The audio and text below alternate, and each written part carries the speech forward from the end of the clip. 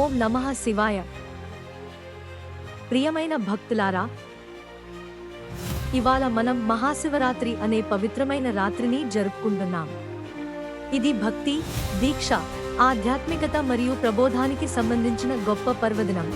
మహాశివరాత్రి ప్రాముఖ్యత: ఈ రోజు భగవాన్ శివుడు మరియు పార్వతీ దేవి వివాహమైన రోజు. ఇది ప్రకృతి, పార్వతి మరియు శక్తి, శివుడు, యోగం, విశ్వం యొక్క సమతుల్యతను సూచిస్తుంది. ఇది కేవలం పండుగ కాదని, మన ఆత్మను శుద్ధి చేసుకునే అవకాశం అని గుర్తుంచుకోవాలి. మనలోని అజ్ఞానం, కోపం, ద్వేషం, ఆకర్షణ, మోహం, భయం వంటి చెడు గుణాలను నాశనం చేసి మన మనస్సును శాంతితో నింపుకునే రోజు. శివుని మహిమ: శివుడు కోపానికి గురవడు, ప్రేమకి స్వరూపం, త్యాగానికి నిలయం. ఆయన మనకు 3 ముఖ్యమైన బోధనలు చెబుతున్నారు. 1 వైరాగ్యం, స్వార్థం లేకుండా జీవించాలి. 2 క్షమించగలిగే మనసు, హృదయంలో ద్వేషం పెట్టుకోకూడదు. 3 సత్యాన్ని అనుసరించాలి, నీతిమంతుడిగా జీవించాలి. శివుడు ఓ సాధారణ జీవితం గడిపిన దేవుడు.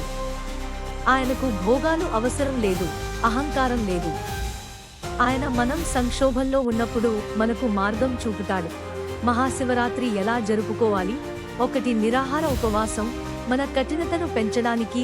2 శివలింగాభిషేకం, గంగా జలం, పాలు, మధు, బిల్వదళాలతో. 3 ఓం నమః శివాయ మంత్ర జపం. 4 జాగరణం, రాత్రంతా శివుని ధ్యానం చేయడం. 5 శివుని కథలు చదవడం, భజనలు పాడటం. ఈ రోజు ఒక్కసారి మనలోకి తొంగి చూసి మనం చేసిన తప్పులను అర్థం చేసుకుని మన జీవితాన్ని మార్పు చేసుకోవాలి.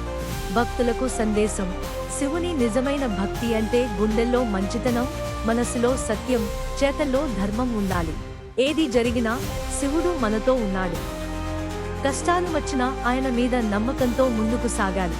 మన జీవితంలో కోపాన్ని తగ్గించుకోవాలి, ప్రేమను పెంచుకోవాలి, సేవను అభ్యసించాలి.